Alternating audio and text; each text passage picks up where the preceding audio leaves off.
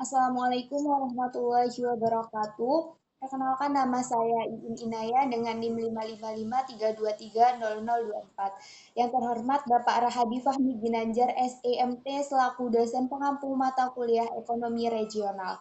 Di sini saya akan mempresentasikan mengenai analisis ekonomi regional di Provinsi Maluku Utara dengan analisis LP dan SIFSER dan di Bandung dengan analisis teori lokasi.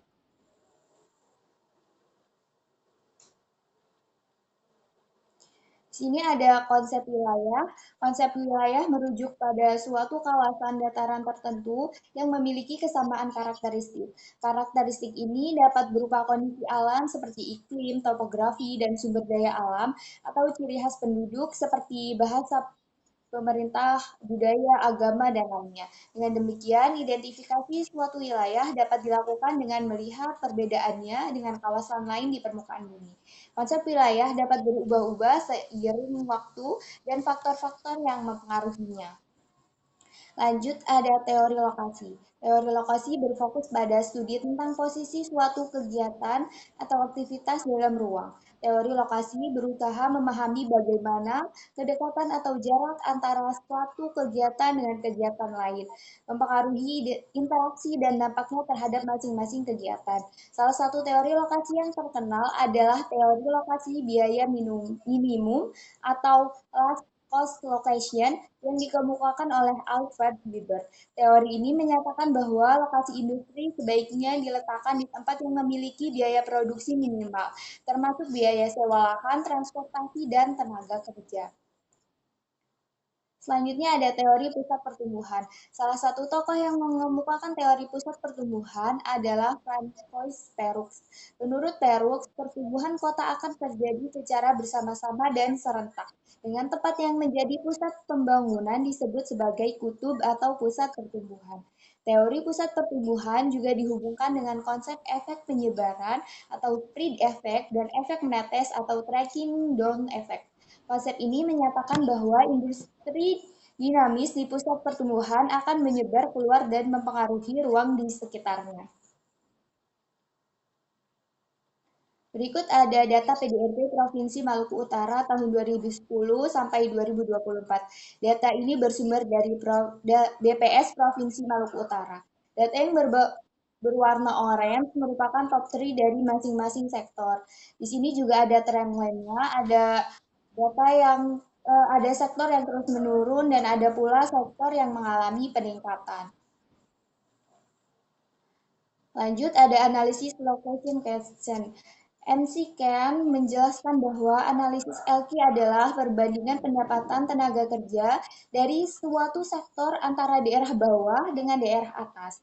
Hasil analisis dari analisis LQ ini dibutuhkan oleh suatu daerah agar daerah tersebut dapat mengambil kebijakan ekonomi berdasarkan kondisi perekonomian yang berkembang saat itu.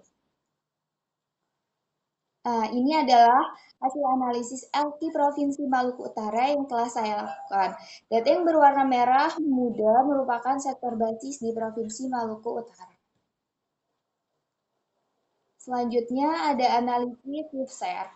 Pengertian analisis SIFSER menurut Priyaksono dan kawan-kawan tahun 2007, analisis SIFSER dapat menjelaskan pertumbuhan ekonomi suatu daerah yang merupakan sumber pertumbuhan dari daerah itu sendiri. Ini adalah analisis SIFSER Provinsi Maluku Utara. Terdapat beberapa sektor yang berada di kuadran 1 dan ada pula yang berada di kuadran 2, namun tidak ada sektor yang berada di kuadran 3 dan ada pula sektor yang berada di kuadran 4. Berikut ada keterangan kuadran setiap kuadran. Lanjut, interpretasi hasil. Interpretasi PDRB, sektor pertanian, kehutanan, perikanan menjadi lapangan usaha yang dominan dalam perekonomian di Provinsi Maluku Utara. Namun, tren lainnya terus menurun dari tahun ke tahun.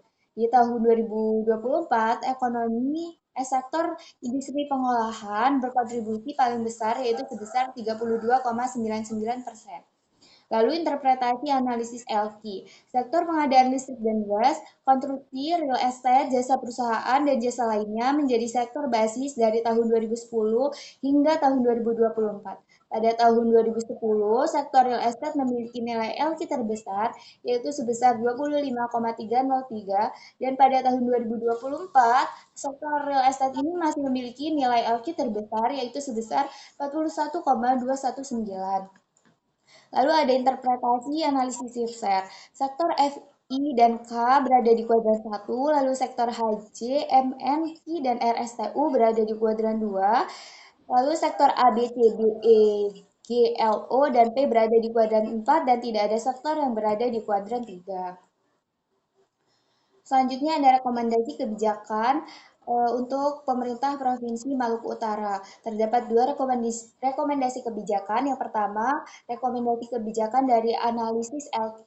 Pemerintah harus fokus pada sektor basis, di mana pemerintah harus meningkatkan daya saing sektor real estate, karena sektor real estate menjadi sektor basis dominan di Provinsi Maluku Utara dengan nilai LQ terbesar dari tahun 2010 sampai tahun 2024.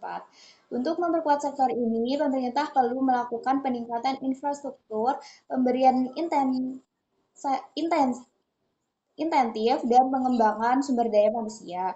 Lalu, pemerintah juga perlu mengembangkan sektor pengadaan listrik dan gas, konstruksi, jasa perusahaan, dan jasa lainnya. Sektor-sektor ini juga merupakan sektor basis yang penting.